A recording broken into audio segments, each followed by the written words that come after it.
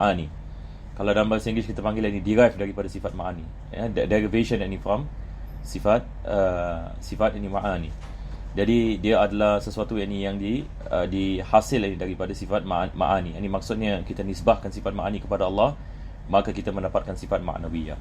Jadi dia merupakan perkara ini mudah untuk difahami. Cuma apa yang penting adalah kita memahami definisi bagi tiap-tiap sifat ma'ani. Jadi apabila kita memahami sifat ma'ani, kita akan faham yang sifat ma'nawiyah. Tetapi kalau kita tidak memahami ini sifat ini ma'ani, kita tidak akan faham ini sifat ma'nawiyah. Sebab ini kaitan yang sifat ma'ani dengan sifat ini ma'nawiyah, hanya dia adalah kaitan ini yang sama, hanya perbezaan ini dalam segi nisbah. Yakni kita menisbahkan ini sifat ini kepada Allah Subhanahu Wa Taala, kita mendapatkan sifat ma'nawiyah. Itu sebab ada sebahagian ini ulama kita mengatakan disebabkan perkara ini mudah ini untuk difahami, tak perlu kita meletakkannya di dalam kitab-kitab ini pengajian. Itu sebab ini kita lihat sebahagian ini ulama mereka dalam kitab-kitab mereka tidak sebut ini sifat ma'nawiyah. Mereka hanya sebut ini sifat ma'ani, sebab bagi mereka adalah kalau kita memahami sifat ma'ani dan kita mengatakan Allah mempunyai sifat kudrat, sifat irada, sifat kalam, sifat sama', sifat basar, maka tentu sekali dia adalah sami'un, basirun, qadirun, mutakallimun, hayyun, muridun, alimun. Maka ini semua adalah perkara yang mudah ini difahami. Tetapi Al-Imam Sanusi ada sebab ni kenapa beliau meletakkan sifat ini ma'nawiyah. Dan di Nusantara ini kita biasa kita tauhid kita dalam bahasa Jawi dan sebagainya, semua ini membicarakan sifat 20. Semua membicarakan ini tentang ini sifat 20, termasuk ini sifat ma'nawiyah, sebab dia memudahkan orang awam. Dia memudahkan orang awam, lebih-lebih lagi orang yang tidak memahami bahasa Arab. Orang yang tidak memahami ini bahasa Arab, seperti ini orang-orang yang di kawasan kita dan sebagainya, maka dia akan memudahkan kita untuk kita memahami sifat itu dengan lebih baik. Jadi kita telah habis ini sifat ma'ani. Sekarang ini kita kembali kepada kitab Ummul Barahin. Maka kita akan meneruskan daripada sini. Jadi penulis ini mengatakan daripada perkara yang mustahil bagi Allah Subhanahu Wa Taala. Maka penulis ini memulakan dengan membicarakan tentang sifat-sifat yang wajib bagi Allah, iaitu sifat 20 seperti mana kita mengatakan. Dan selepas itu dia membicarakan tentang sifat yang mustahil bagi Allah. Jadi ini kita lihat bila kita memahami hukum akal, wajib dalam segi akal, mustahil dalam segi akal, jaiz dalam segi akal. Kita lihat susunan ataupun manhaj di dalam kitab ini juga mengikuti apakah perkara yang wajib bagi Allah Subhanahu Wa Taala, apakah perkara yang mustahil bagi Allah, dan apakah perkara yang jaiz bagi Allah Subhanahu Wa Taala. Jadi kita telah membicarakan tentang perkara yang wajib bagi Allah Subhanahu Wa Taala. Maka sekarang ini kita akan membicarakan apakah perkara yang mustahil bagi Allah. Dan perkara yang mustahil bagi Allah banyak sekali. Ia tidak tertakluk kepada 20 sifat yang mustahil. Ini hanya kita mengatakan secara umum. Ini hanya secara umum. Tetapi apa saja perkara yang tidak layak kepada kebesaran Allah Subhanahu Wa Taala, ia adalah perkara yang mustahil bagi Allah Subhanahu Wa Taala. Maka penulis ini mengatakan wa mimma yastahilu fi haqqihi ta'ala 20 sifah. Daripada perkara yang mustahil bagi Allah Subhanahu Wa Taala adalah 20 sifat yang mustahil. Jadi kita lihat perkataan di sini wa mimma, daripada ataupun di antara, seperti mana penterjemah ini mengatakan di sini, daripada perkara yang mustahil bagi Allah. Kenapa ini dia mengatakan daripada perkara yang mustahil? Seperti mana saya mengatakan perkara-perkara yang mustahil bagi Allah adalah banyak sekali. Apa saja perkara yang ada pada makhluk mustahil bagi Allah, maka perkara bagi makhluk ini banyak sekali. Apa saja perkara yang tidak layak bagi kebesaran Allah Subhanahu Wa Taala, bercanggah dengan sifat-sifatnya, maka ia adalah perkara yang mustahil bagi Allah Subhanahu Wa Taala. Jadi penulis di sini membicarakan perkara-perkara yang umum. Perkara yang mustahil adalah 20 sifat, iaitu ad-dadul 20 al-ula. Sifat yang bercanggah dengan 20 sifat yang wajib bagi Allah Subhanahu Wa Taala. Jadi yang pertama dia mengatakan wahya al-adam. Ini adalah percanggahan dengan sifat al-wujud. Kita dalam sifat 20 kita mempelajari Allah Subhanahu Wa Taala mempunyai sifat al-wujud. Maka bercanggah dengan wujud kita ada al-adam ini. Al-adam ini maksudnya tidak ada. Al-adam ini maksudnya tidak ada. Maka mustahil bagi Allah Subhanahu Wa Taala tidak wujud. Ini adalah perkara yang mustahil. Dan kita ada membicarakan berkenaan dengan kewujudan Allah Subhanahu Wa Taala dan bagaimana kita nak mengisbatkan kewujudan Allah Subhanahu Wa Taala. Maka kita membicarakan tentang adanya alam dengan wujudnya alam.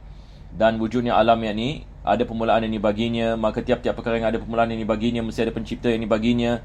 Maka ini menunjukkan bahawasanya Allah Subhanahu Wa Taala wujud.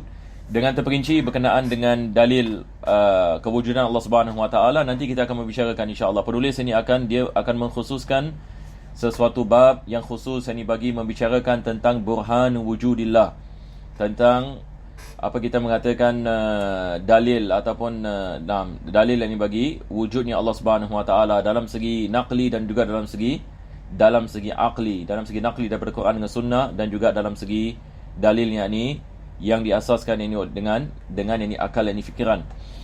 Wahia al-adam wal hudusu wa turu'ul adam, maka ini adalah perkara yang mustahil bagi Allah. Pertama sekali adalah ketiadaan. Perkara ini yang kedua adalah kebaruan, yakni maksudnya sifat ini hudus ini adalah sifat daripada yakni sifat hawadis. Yakni sifat hawadis, yakni hudus ini daripada perkataan hadis, dan hadis adalah sesuatu yang datang selepas ketiadaan. Maka mustahil ini bagi Allah Subhanahu Wa Taala, sama ada dalam segi zatnya ataupun dalam segi sifatnya, kita mengatakan dia adalah hadis. Ini adalah perkara yang mustahil. Kalau sekiranya Tuhan ini bersifat ini hadis, ini maksudnya dia bukan Tuhan, disebabkan ini dia ada permulaan ini baginya, dan dia apabila kita mengatakan sesuatu ada permulaan, maka ia diciptakan. Maka mustahil ini bagi Tuhan yang mencipta dan diciptakan dalam masa yang sama. Ini adalah perkara yang mustahil. Wa turu'ul adam yakni maksudnya berlaku ketiadaan. Maka ini adalah bercanggah dengan sifat al-baqa. Maka sifat al-hudus bercanggah dengan sifat al-qidam. Al-qidam kita mengatakan tidak ada permulaan ini bagi Allah Subhanahu Wa Taala. Turu'ul al-adam yakni datangnya ketiadaan kepada Allah, ini adalah mustahil. Ini bercanggah dengan sifat al-baqa. Maka kita mengatakan Allah Subhanahu Wa Taala tidak ada permulaan ini baginya, tidak ada akhir ini baginya, dan dia kewujudannya merupakan wajib, yakni maksudnya dia tidak menerima ketiadaan sama sekali. Maka apabila sesuatu benda itu menerima ini ketiadaan, yakni maksudnya dia adalah hadis dan bukan qadim. Apabila kita menisbahkan ketiadaan kepada satu perkara, yakni ini adalah daripada sifat mungkin. Sifat mungkin yakni sesuatu yang menerima kewujudan dan ketiadaan. Maka apabila dia menerima sifat mungkin, maka dia adalah hadis dan bukan qadim. Sebab ini sesuatu ini yang qadim tidak boleh didatangi dengan ketiadaan. Yakni bila kita mengatakan Allah qadim, yakni dia adalah wajibul wujud, kewujudannya tidak menerima ketiadaan. Selepas itu beliau membicarakan ini berkenaan dengan percanggahan ini bagi mukhalafatul lil hawadis.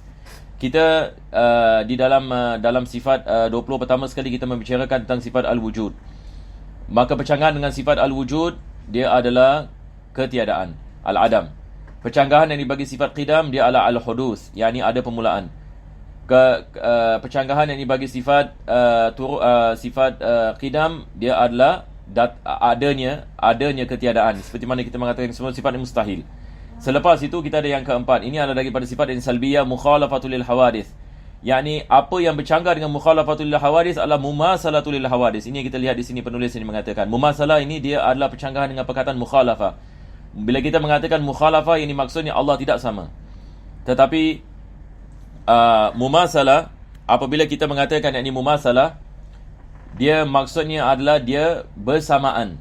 Dia bersamaan. Maka ini bezanya di antara mukhalafah ini dengan mumasalah. Dia adalah percanggahan. Jadi percanggahan yang dibagi sifat mukhalafatul lil hawadis, seperti mana dulu kita mengatakan mukhalafatul lil hawadis, ini maksudnya Allah tidak sama dengan hawadis, dengan sifat-sifat ini yang hawadis. Maka percanggahannya adalah mumasalah lil hawadis, yakni dia bersama, ada penyamaan yang dengan sifat yang hawadis. Maka mustahil ini bagi Allah Subhanahu Wa Taala yang menciptakan hawadis, yang menciptakan makhluk, maka dia mempunyai sifat ini seperti sifat di makhluk dalam segi zat ataupun dalam segi sifat ataupun dalam segi perbuatan. Maka ini adalah mustahil ini bagi Allah Subhanahu Wa Taala. Maka pertama sekali penulis ini memberikan misal ini, dia mengatakan bi an yakuna jirman.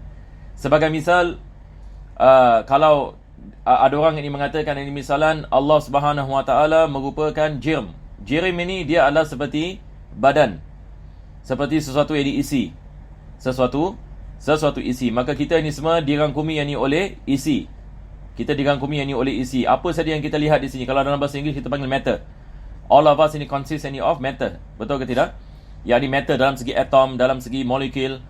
Maka ini semua adalah kita mengatakan jirm. Dia adalah jirim. Jadi badan kita ini badan yang satu, akan tetapi kita dirangkumi dengan cells, kita dirangkumi dengan molecules dan tulang dan sebagainya. Maka Allah Subhanahu Wa Taala mustahil ini ada persamaan ini dengan makhluk dalam perkara ini. Maka kita mengatakan Allah Subhanahu Wa Taala bukan jirim. Allah ini bukan yang jirim. Yang hawadis ini bersifat jirim. Yang ini dia mengambil tempat, dan begitu juga yang ini dia merupakan badan. Allah Subhanahu Wa Taala tidak mengambil tempat dan dia bukan yakni badan. Maka selepas itu beliau mengatakan ay ta'khudhu zatuhu al-aliyatu qadran minal farar. Maka bila kita menisbahkan satu benda itu sebagai jirim, ini maksudnya dia mengambil tempat. Yang ini bila sesuatu perkara itu disifatkan sebagai badan, disifatkan sebagai badan yang dirangkumi, yang ini maksudnya dia mengambil tempat. Yang ini sebagai misal, ini kita lihat ini diri kita ini sekarang. Kita ini adalah jirim, kita berbadan. Jadi apabila kita mengatakan kita berbadan, ini maksudnya kita mengambil tempat. Yang ini tempat yang saya duduk sekarang ini, tidak ada orang yang boleh duduk sebab saya sudah mengambil tempatnya. Ini tempat ini khusus yang ini bagi satu orang duduk. Tetapi kalau satu orang lagi, orang yang kedua yang ini nak duduk, maka dia tidak dapat ini melakukan sedemikian. Ini sebab tempat ini sudah diambil oleh badan saya. Maka tiap-tiap perkara yang ini yang berbadan bertempat.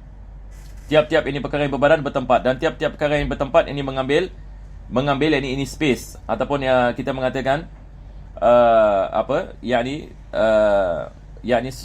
sesuatu yang ini tempat.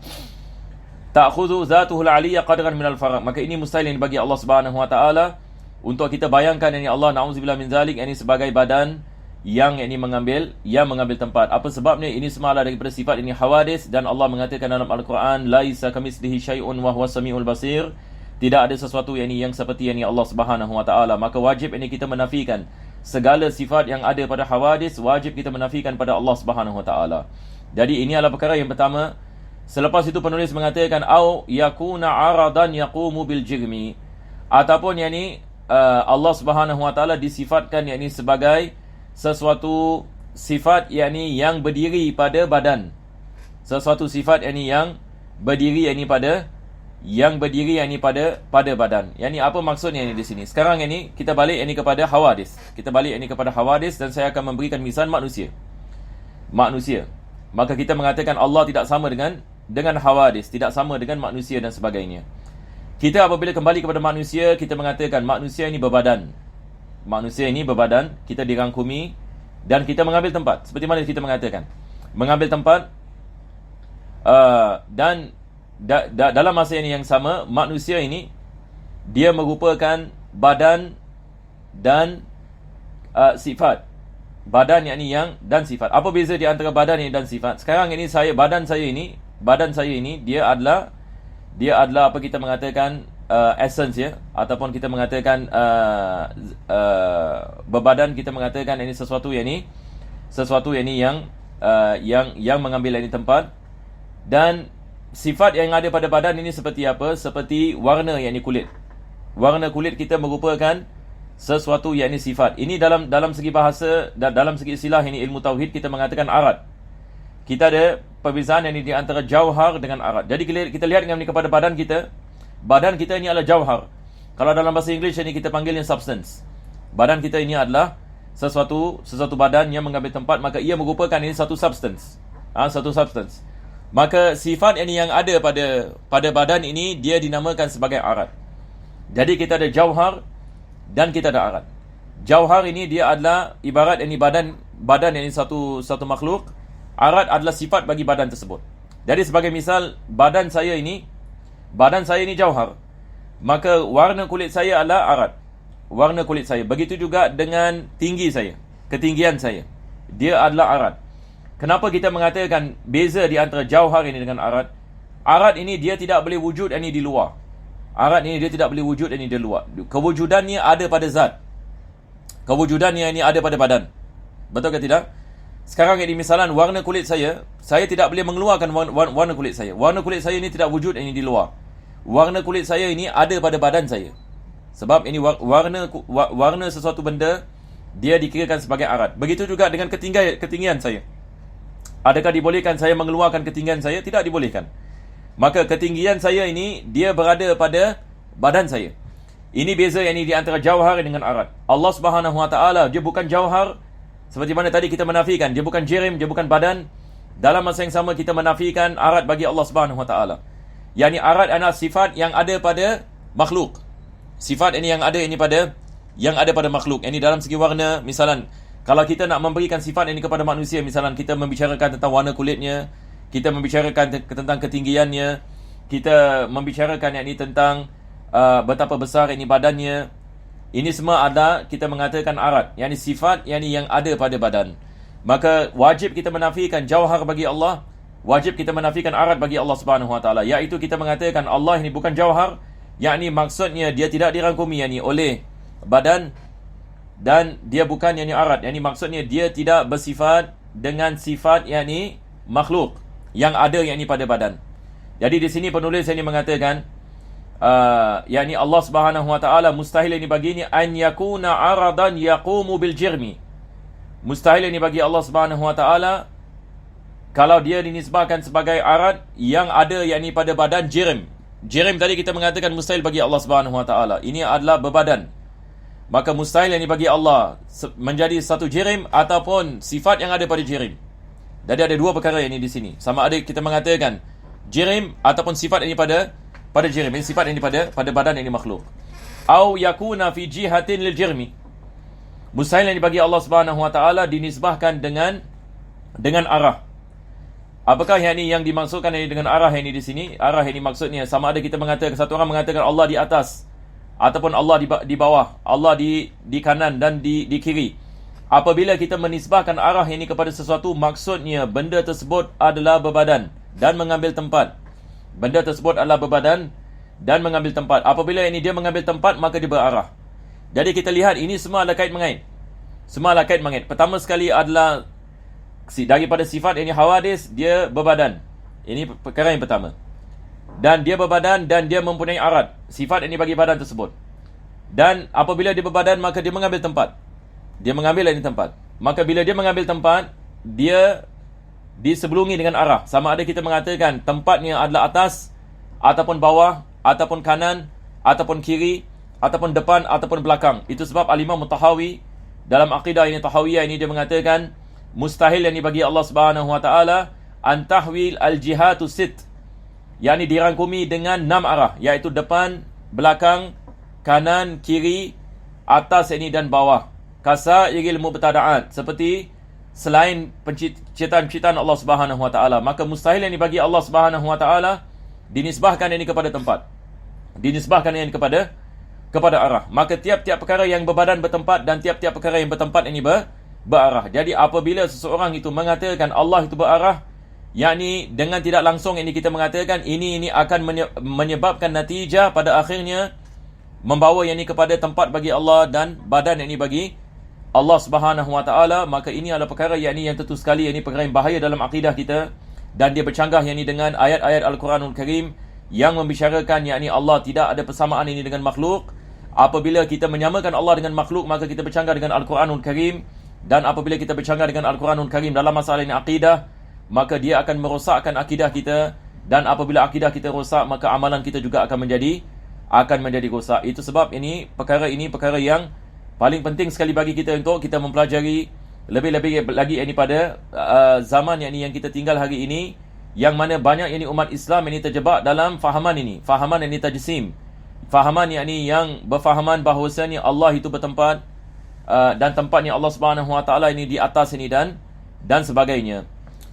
Maka ini adalah daripada bahas ini yang dikedepankan oleh penulis Al-Imam Sanusi ini di sini. Ini dia mengatakan mustahil ini bagi Allah Subhanahu Wa Taala jirim, berbadan, mustahil ini bagi Allah mengambil tempat, mustahil ini bagi Allah Subhanahu Wa Taala sifat ini bagi makhluk, sifat ini bagi makhluk, dan mustahil ini bagi Allah Subhanahu Wa Taala dirangkumi ini dengan arah. Ini yang dia mengatakan awaluhu huwa jihatun. Yang pertama sekali mustahil ini baginya arah. Au yataqayyadu bimakan, ataupun dia bertempat. Maka di sini Al-Imam Sanusi dengan terang sekali ini mengatakan mustahil ini bagi Allah Subhanahu Wa Taala berada di sebuah tempat. Ini maksudnya zatnya berada pada sebuah tempat, berkait dengan tempat, au zaman, ataupun berkait dengan dengan ataupun yang berkait ini dengan masa. Ini semua adalah daripada perkara yang mustahil bagi Allah Subhanahu wa taala. Selepas itu beliau mengatakan au tattasifa zatuhul aliyatu bil hawadith. Dan begitu juga mustahil bagi Allah Subhanahu wa taala zatnya disifatkan sebagai sifat ini hawadis. Yakni seperti apa? Seperti kita mengatakan, ada orang mengatakan misalan betapa besarnya badan Allah Subhanahu wa taala, na'udzubillah min zalik. Sama ada Allah ini besar ataupun kecil. Ataupun apa yang dia melakukan itu ada keperluan baginya. Ini nanti saya akan membicarakan. Yakni yang bahagian ini penulis ini dia mengatakan mustahil bagi kita ini sebagai seorang Islam untuk kita membayangkan Allah Subhanahu wa taala dia besarnya zatnya ataupun kecil bagi zatnya. Ini adalah perkara yang mustahil bagi Allah Subhanahu wa taala. Dia tidak disifatkan dengan besar dan dia tidak disifatkan dengan kecil. Yani maksudnya dalam segi zat, dalam segi besarnya zatnya ataupun kecilnya zatnya. Ini adalah perkara yang mustahil bagi Allah Subhanahu wa taala. Apabila Allah disifatkan sebagai besar ataupun kecil, yakni maksudnya dia dirangkumi oleh tempat. Apabila kita mengatakan satu perkara itu besar, yakni maksudnya dia ada had baginya. Kebesarannya maksudnya ada had baginya. Ada benda yang lebih besar daripadanya. Kalau kita mengatakan ada had bagi kebesarannya, maka menunjukkan bahawasanya dia merupakan sesuatu yang dirangkumi oleh benda yang lain ataupun dalam tempat yang lain. Maka ini adalah perkara yang mustahil bagi Allah Subhanahu wa taala. Maka akidah Ahlus Sunnah wal Jamaah seperti mana kita biasa dengar, kita mengatakan mustahil bagi Allah Subhanahu wa taala mempunyai sifat sebagai sifat makhluk, sama ada dalam segi zatnya, sama ada dalam segi sifatnya, dan begitu juga dengan perbuatannya. Jadi bahagian ini penulis telah membicarakan tentang mustahil bagi zat Allah Subhanahu wa taala dan mustahil bagi sifat Allah Subhanahu wa taala. Jadi hari ini apa yang kita telah mempelajari adalah mustahil bagi Allah berbadan, mustahil bagi Allah Subhanahu wa taala mengambil tempat, dan perkara ini begitu juga dengan mustahil baginya dirangkumi oleh arah, dan mustahil baginya mempunyai sifat-sifat makhluk yang lain seperti besar ataupun kecil. Ini semua adalah perkara yang wajib bagi seorang Muslim untuk menafikan bagi Allah Subhanahu wa ta'ala. Maka apabila kita mempelajari ilmu akidah, maka wajib kita memahaminya dengan baik, supaya akidah kita insya-Allah taala merupakan akidah yang terpelihara daripada kepesongan. Maka akhir sekali kita mengatakan wajib bagi tiap-tiap mukmin bagaimana bahawasanya Allah Subhanahu wa taala yakni wujud tanpa tempat. Seperti mana ramai orang hari ini menanyakan berkenaan dengan masalah ini, maka jawapan kita adalah wujudnya Allah Subhanahu wa taala tanpa tempat. Maka tempat bagi Allah Subhanahu wa taala adalah mustahil. Apabila kita seorang itu menisbahkan tempat kepada Allah, maka ia membawa kepada natijah Allah berbadan, dan Allah Subhanahu wa taala dirangkumi oleh arah, dan dirangkumi oleh besarnya zatnya ataupun kecilnya zatnya. Maka ini semua membawa seseorang mukmin kepada beriman bahawasanya Allah Subhanahu wa taala sama dengan hawadis. Natijahnya akan membawanya kepada perkara tersebut. Itu sebab ulama-ulama kita banyak sekali kita lihat dalam kitab-kitab akidah Ahlus Sunnah melarang kita dan menerangkan masalah ini dengan terperinci, supaya kita berjaga-jaga. Mudah-mudahan Allah Subhanahu wa taala menyelamatkan kita di dunia dan menyelamatkan kita di akhirat. Disebabkan masa, insya-Allah saya berhenti di sini. Insya-Allah pada minggu yang akan datang saya akan membicarakan tentang bahagian ini, yang mana penulis ini mengatakan au yattasifa bil aradi fil af'ali wal ahkam. Ini adalah berkenaan dengan perbuatan Allah Subhanahu wa taala. Juga ada perkara-perkara yang kita harus faham. Kita tidak boleh menyamakan perbuatan Allah Subhanahu wa taala dengan perbuatan makhluk. Jadi kita menafikan penyamaan zat Allah Subhanahu wa taala dengan hawadis, begitu juga dengan sifatnya, dan begitu juga dengan perbuatannya. Alhamdulillahirabbil alamin. Allahumma shalli wa sallim ala sayyidina Muhammad wa ala ali sayyidina Muhammad. Rabbana atina fid dunya hasanah wa fil akhirati hasanah wa qina adzabannar. Wa sallallahu ala sayyidina Muhammadin wa ala alihi wa sahbihi wa sallam. Alhamdulillahirabbil alamin.